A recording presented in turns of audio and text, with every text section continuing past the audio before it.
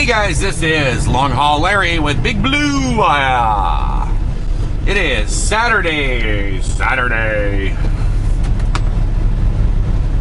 the 11th of August. Find which gear I want. It is 8:13 in the morning, 82 degrees, and we are in Manassas, Virginia. We have our paperwork bills all signed. We are good to go. And I have got instructions from Boss Man. Get to the yard as fast as possible.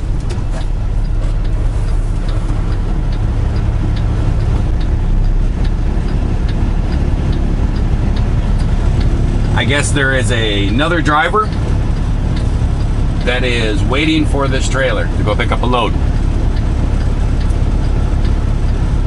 Man, this is non-stop here. I should have went right there. But it's being nice. Everybody keeps slowing down because there's a stoplight up here. So people start going a little slower and slower. It's unbelievable. Are they having a parade here or what? By the time these cars all clear, okay, now that light turned green on my left. Now here comes the cars from that way.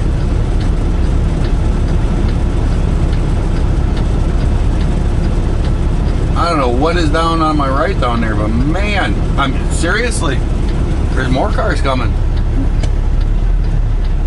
That guy's gonna have to. No, fine.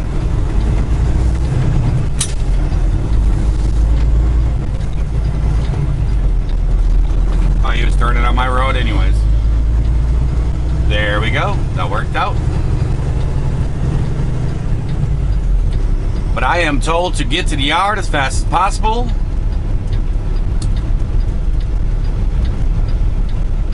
Somebody waiting for this here trailer to go pick up their load. So we be on the way. That unload went okay. I went in, I pulled in there last night. You guys saw that. I pulled in.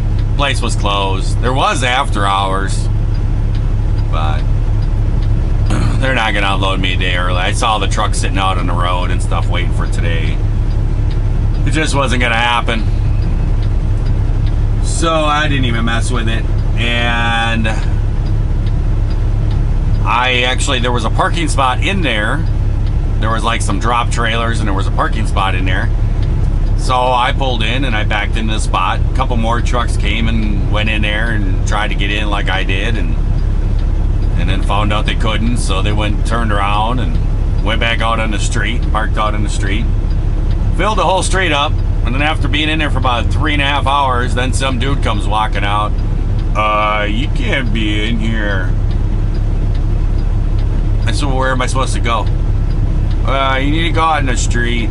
It says, the street's all full. You gotta move.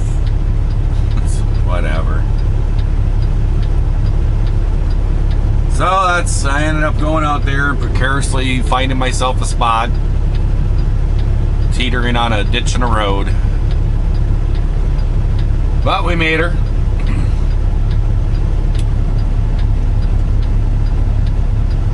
And then I got up at 6 and I pulled up there and checked in, and the guy's like, your appointment's not till 8. And I'm like, dude, I've been sitting here all night long. You can pull in, just pull off to the side and come in about 7:30. I'm like, whatever, buddy. I pulled in there and there was probably every other door was empty. But I did what he told me. Sat in there. And then 7:30 came along and I walked in there, checked in. And of course he put me into a door that was sitting open the whole time I was in there. It never fails, I swear.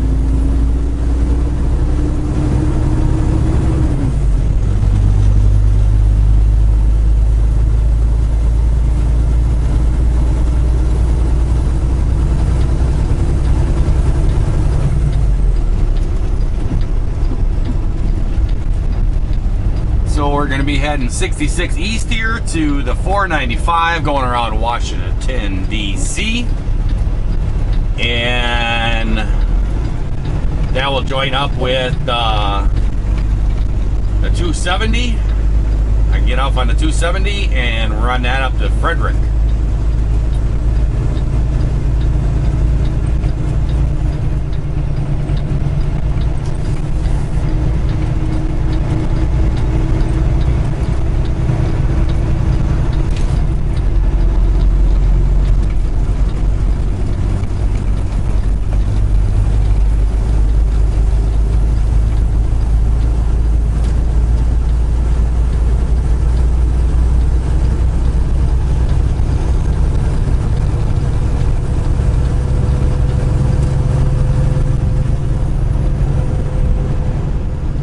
A bunch of little other rattling noises and sounds and stuff, well, I'm sorry.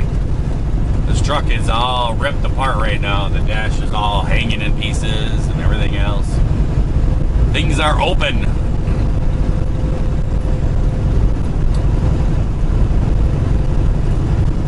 I was working on my little project last night and it kind of went into this morning and excuse me, and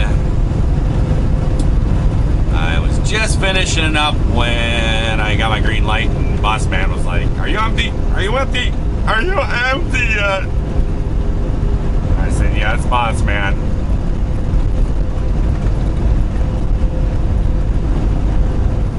Hey guys, here we are. We're coming up to the 495 in Washington, D.C.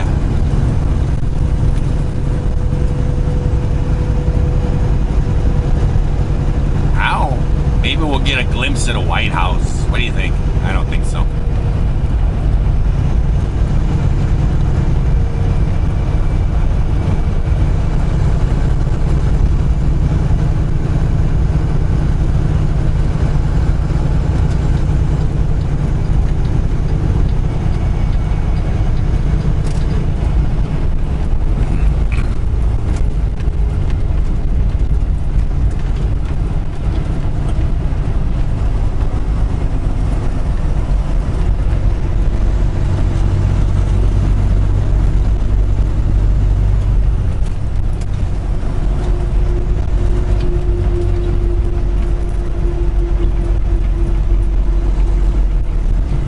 Birds, watch out. Oh, there was probably 50 birds, these little spiraling birds or whatever. They took off from a tree right next to the on-ramp there. And they all took off in like this whole flock and they were flying together and they all turned right at me. And at the last second, they whoop, did a quick turn, went the opposite way. I hit about 20 of them, I think.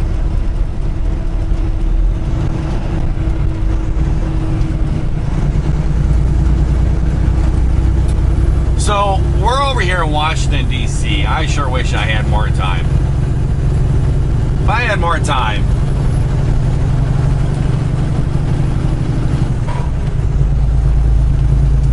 I got 9 miles.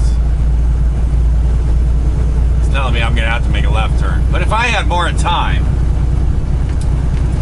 I think I'd have to drive my truck right on down to that there White House. Knock on the door and say, "Hey, can I have a minute there, Mr. Trump, Mr. President?"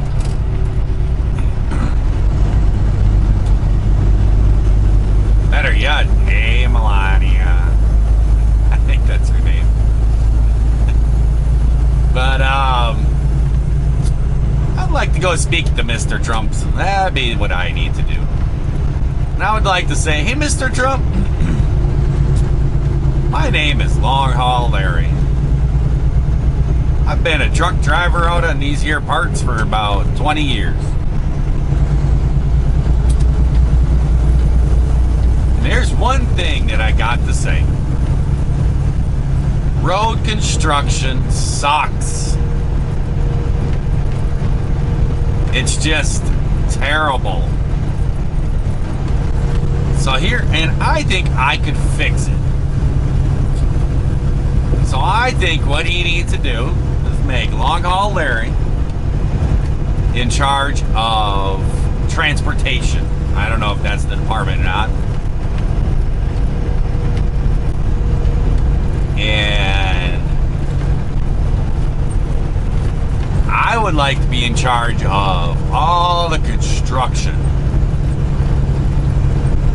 I would like to be that companies, okay, this section of road needs to be worked on. So then you put it out for bids, and these construction companies come in there and they enter their bids in to do this construction. And it'd be like, okay, Mr. XYZ, you won the bid.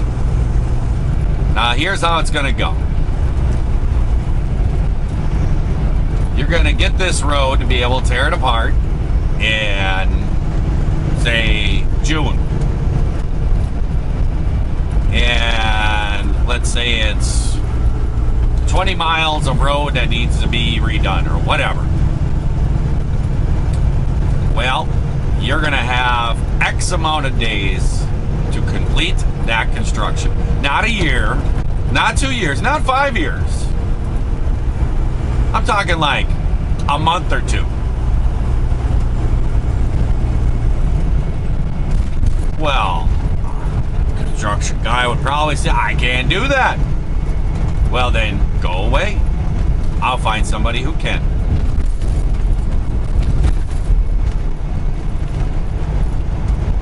Because I'll tell you right now, I'm heading up here and picking up this here load up here in Frederick, and I'm heading to Shawano, Wisconsin. And if I had to guesstimate, I would say probably half of the distance from Frederick, Maryland to Shawano will be in some type of construction. And especially being a weekend, I won't see even one construction worker. It'll just be lanes closed off. Just equipment sitting out there not being used.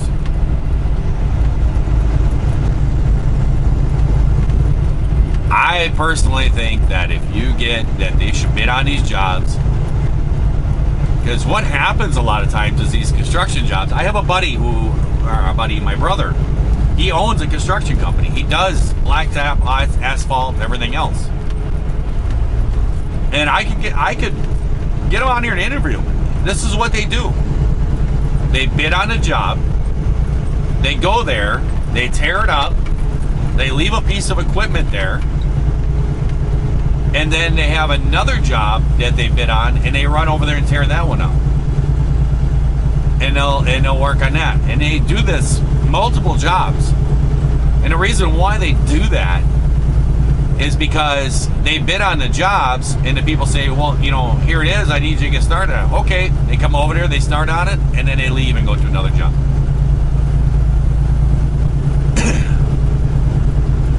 Because they're trying to get as many jobs as they can. And so they tie up all these different jobs.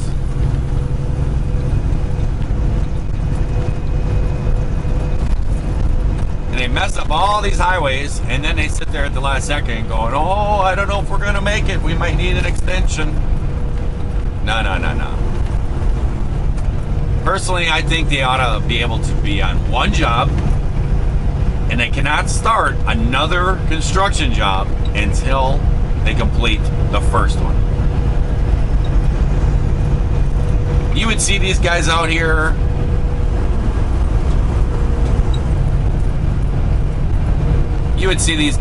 and they would be just non-stop, 24 hours a day, big lights up.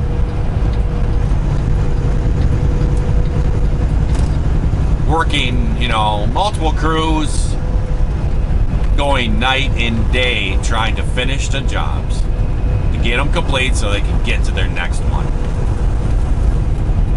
And then that would tie up a lot less traffic, a lot less, you know, money too.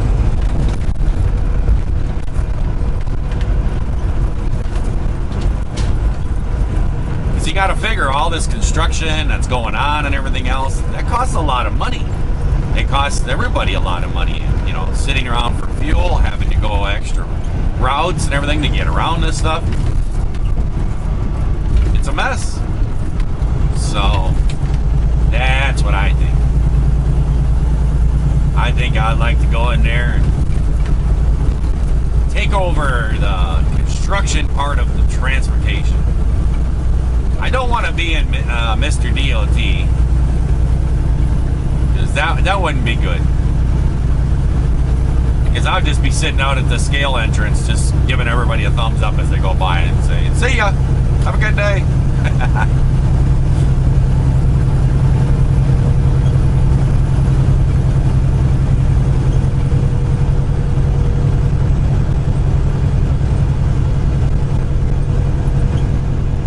Actually, last week I ran the toll road across Ohio and Indiana. My boss, he tells me to take it once in a while, you know, because I pick up this load late and got to get it there and stuff. So, you know, that way it says it's going to save an hour and a half. And I drove it up, and I'm telling you right now, it did not. It's like every 5 miles, I think, going across Ohio Turnpike. Oh, this lane's closed, down to 50 miles an hour. Oh, this lane's closed, down to 60 miles an hour. It's just all the way across. And that's a toll road.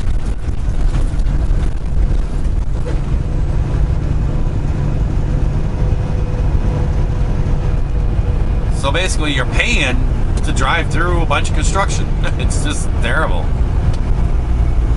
You know? It's like complete a section, then start on the next one.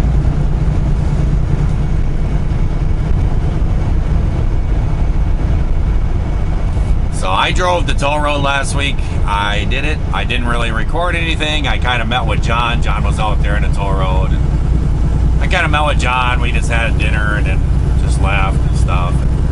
And I kept running it, and I ran it up, and I usually will get right up into Chicago when I run out of hours. I can usually get up about halfway through Chicago when I run out of hours. And I was able to actually get to the state. Just barely made it to the state line. So I made it like 30 minutes farther than what I usually do. And that thing costs hundreds of dollars in tolls to go across. So that was a joke. But I didn't record or nothing because it's just such a boring drive going across there.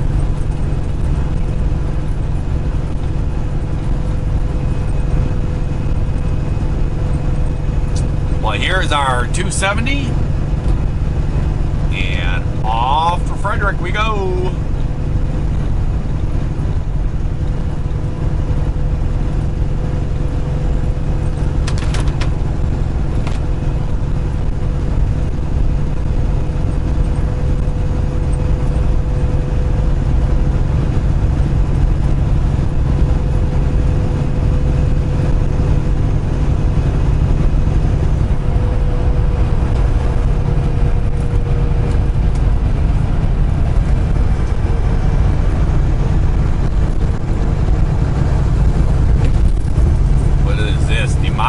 Boulevard.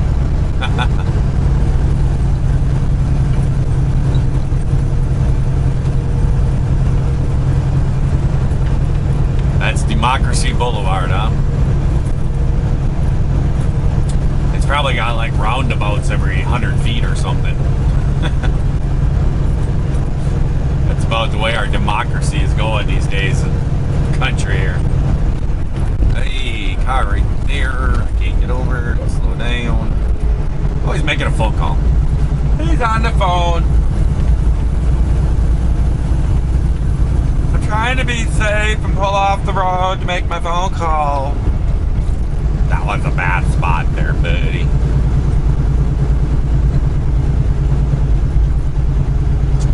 So I am showing 32 miles to our destination of the ADL yard.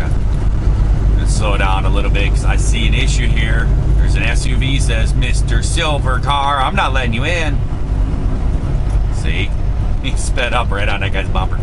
You can't come in. I'm gonna block you. See how much further I got than you. Oy, oy, oy. Wah, wah, wah.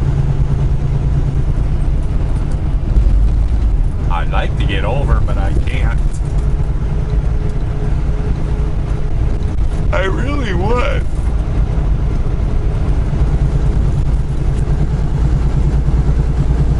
Well, I think I'm going to let you guys go because pretty much we're just running on up. 270 up into Frederick.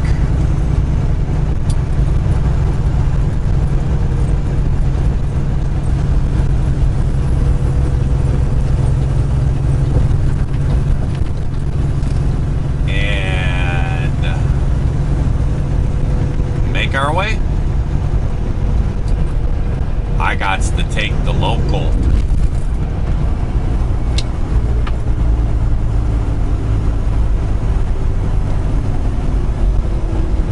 Having a bit of confusion here.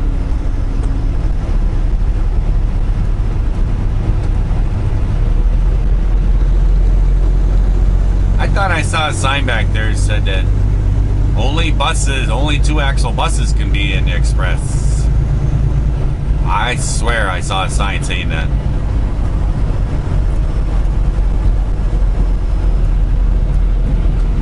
Oh, maybe that's a cube truck up there. I thought that was a semi in express, but I think it's a cube truck. Sure, why don't you come on out, Mr. Tinker? Oh, we got the popo here. Oh, we got an accident. Hey, that car's facing the wrong way. Silly. I need this piece, and I need that piece. I don't mean to laugh. He's having a bad day, but life goes on.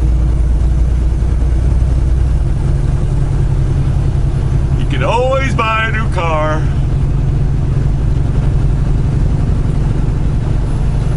There we go. We're past all the confusion. Time to go. Oh. Yeah, we're not going to jump over there. I was going to, but I don't think that's a good idea.